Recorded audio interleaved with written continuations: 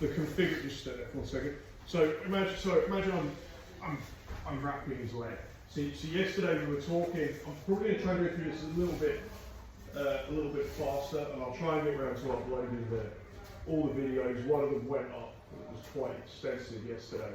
But essentially, all the time looking at, the big picture to this is, I could wrap my legs around Freddie here, I could wrap them there in a triangle, I could have a triangle here, yeah, I could be this way round, right, I could have my legs here, I could be on the mount position with him, just going back a second for me, so I could be on the mount position with him, and I could have, just make sure the camera, and I could have my legs, I can have my legs triangled here. Even sometimes when it looks like, he starts to get to his side, I'm looking to form all the time triangles where I try to minimize the amount of space.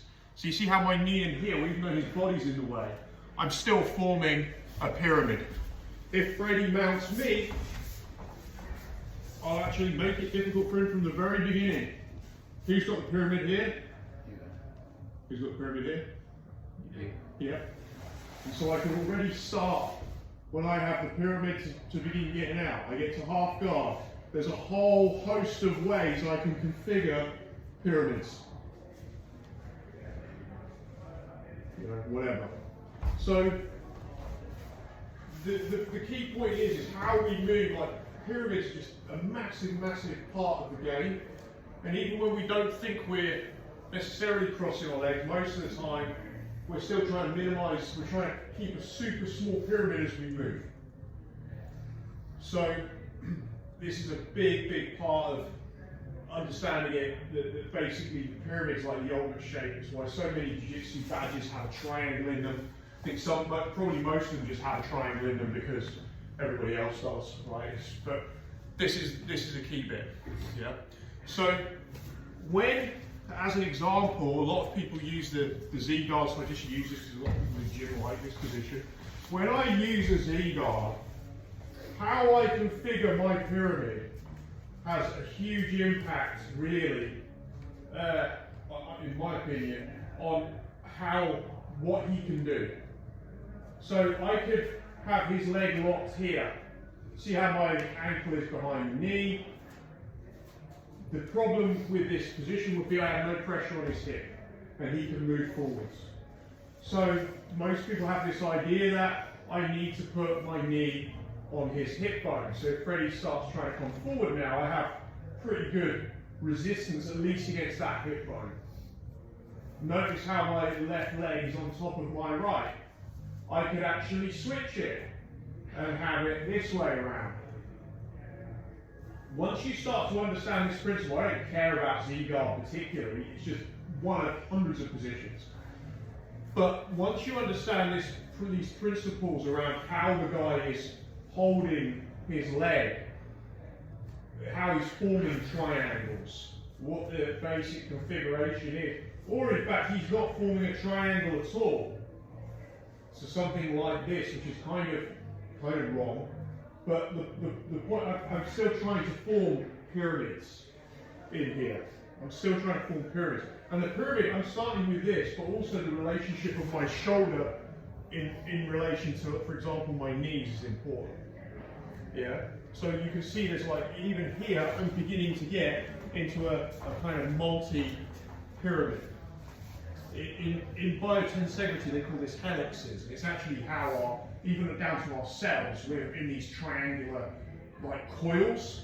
So if you actually look at our cells under a microscope in human beings, it's kind of crazy. So biotensegrity textbooks go down to this degree of granularity, that even at a cell level we're built like this. Our spines, just so much of our structure, it's all pyramids.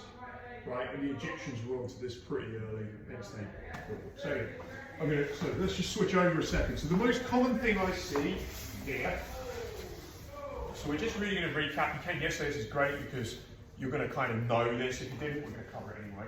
But he's got, for now, he's just got his leg over the top. He's just got his leg over the top. And so he has a very strong pyramid here, but the problem with a very strong pyramid like this, and the more we talked about, the more that Freddie brings his ankle, can bring his ankle towards his knee, whilst pushing to my hip as you do it. Yeah. The closer he gets to that, the stronger this pyramid is, but he wants to be on my hip line, because he knows that, like here, he can actually stop me hitting him, for at least with this hand. He can stop me hitting him, and the more he gets onto his side, the harder it is for me to reach. Yeah, I can't hit him here. So this is super efficient, most important thing. Can I touch his head? No. Right, it's a self-defense, great. The challenge with this is, though, is it's very easy for me to, even with my arm, which is puny compared to his leg, it creates a lever arm. And the more he goes up here, the more he goes to here, the worse this gets for him.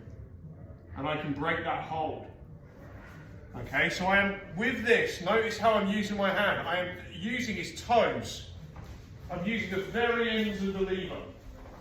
This is like lever theory versus pyramid theory. Just pop this off. From here, there is a toe hold.